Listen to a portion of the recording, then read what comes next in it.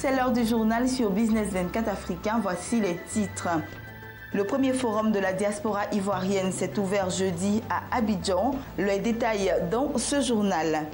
Et il y a eu aussi l'ouverture du CITA, le Salon international du tourisme d'Abidjan, en vue de mettre en exergue les nombreuses potentialités de la Côte d'Ivoire.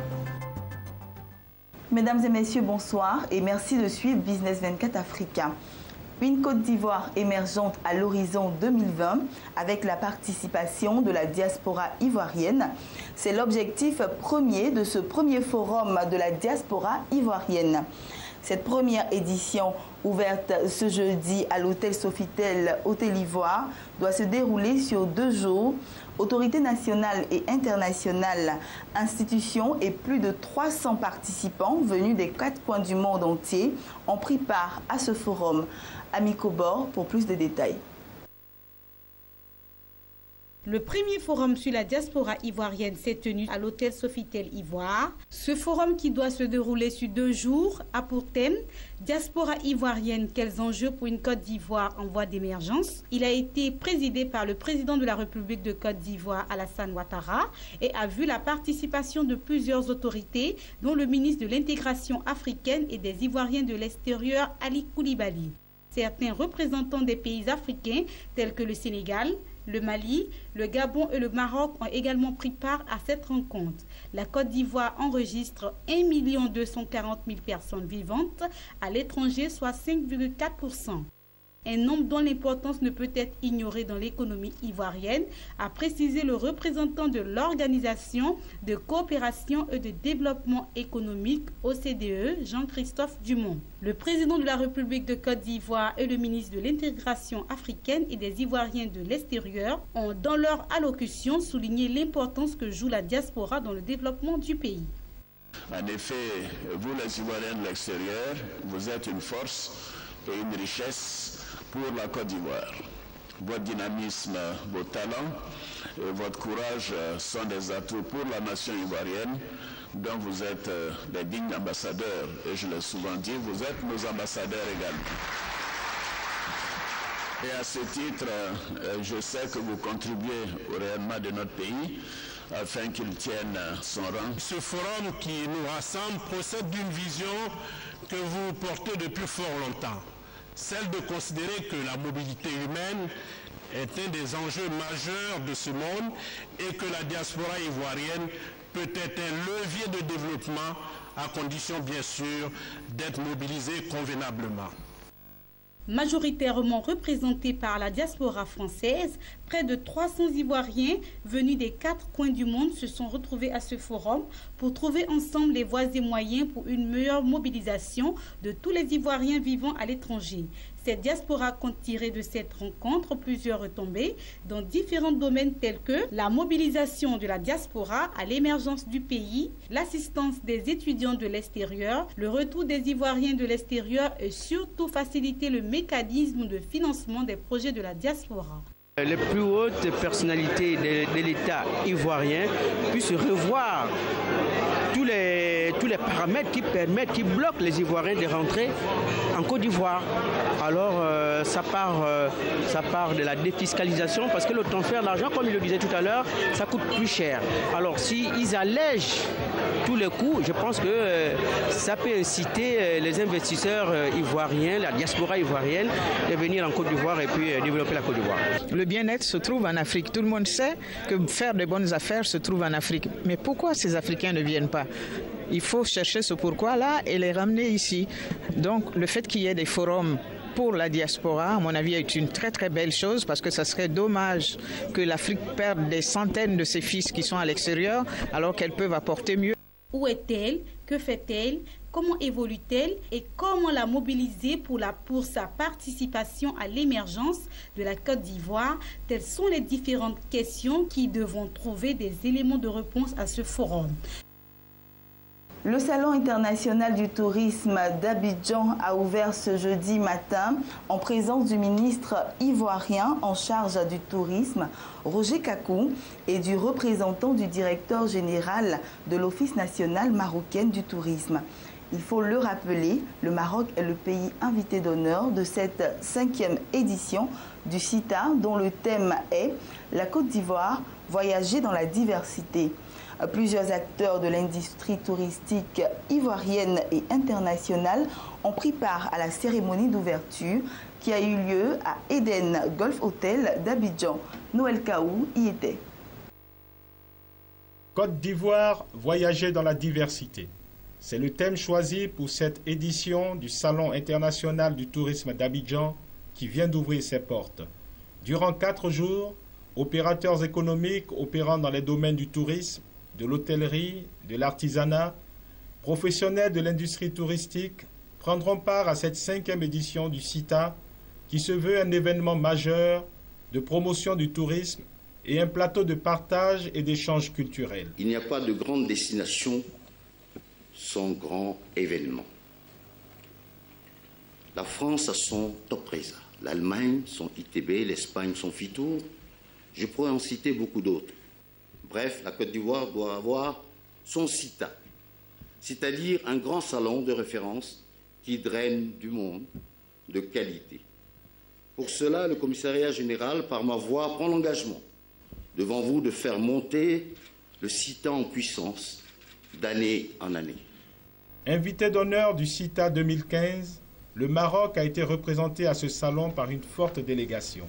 Au Maroc, depuis la fin des années 90, nous avons entamé des discussions approfondies entre le secteur privé et le secteur public. Et ces deux secteurs ont tous les deux réfléchi pendant des mois pour élaborer ensemble ce qu'on appelle la vision 2010. Donc c'était la première stratégie privée-publique que nous avons fait au Maroc et qui avait pour but de donner une ligne directrice et un horizon de développement pour le secteur du tourisme. Pour le ministre ivoirien en charge du tourisme, des défis doivent être relevés. Pour le ministère du Tourisme, le CITA tient une place centrale dans notre vision.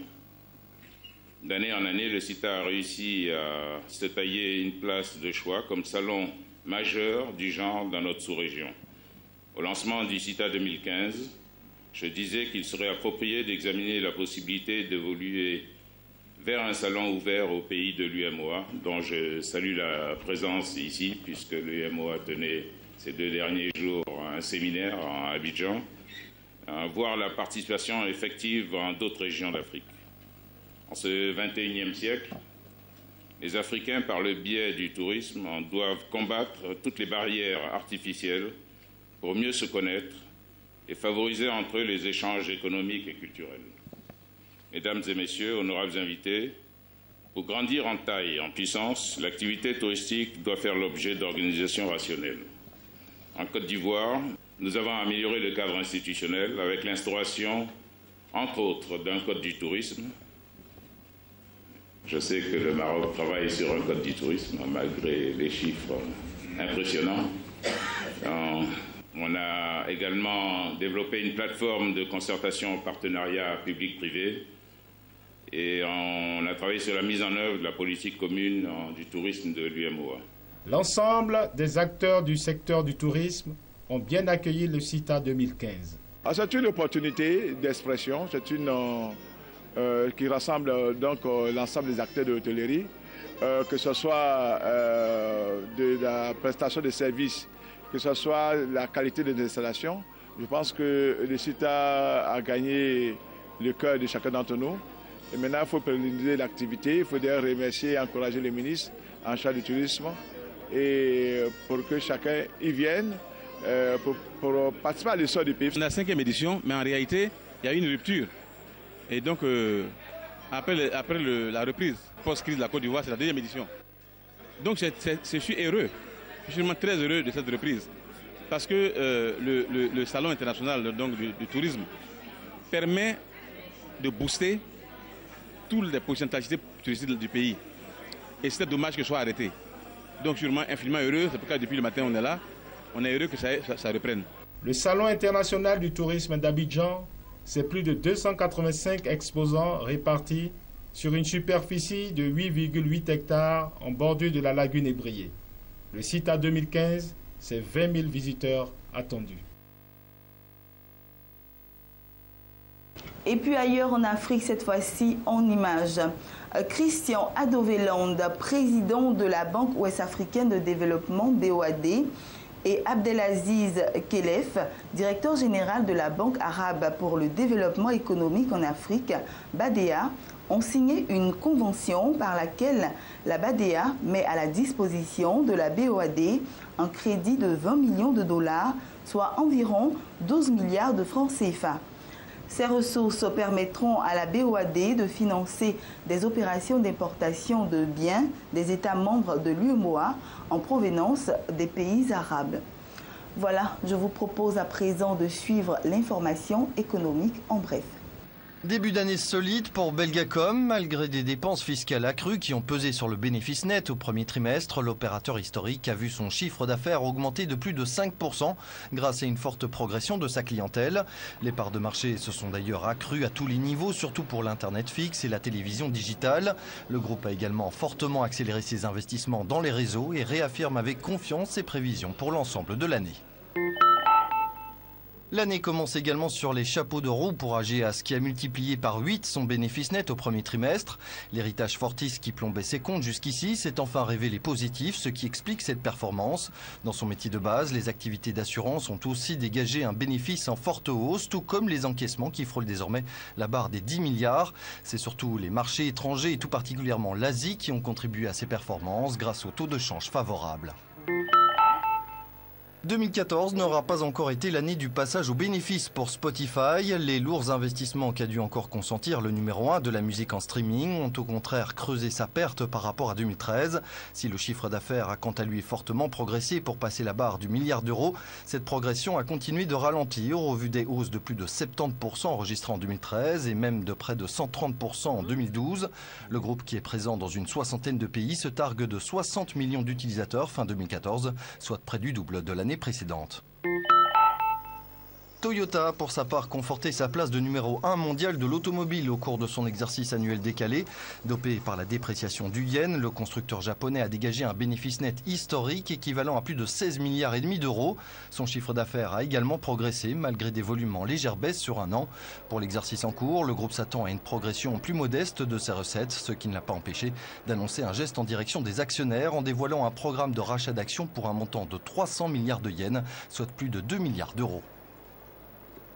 Et ceci met fin à ce temps d'information. Bonne suite de programme sur Business 24 Africa et surtout, portez-vous bien.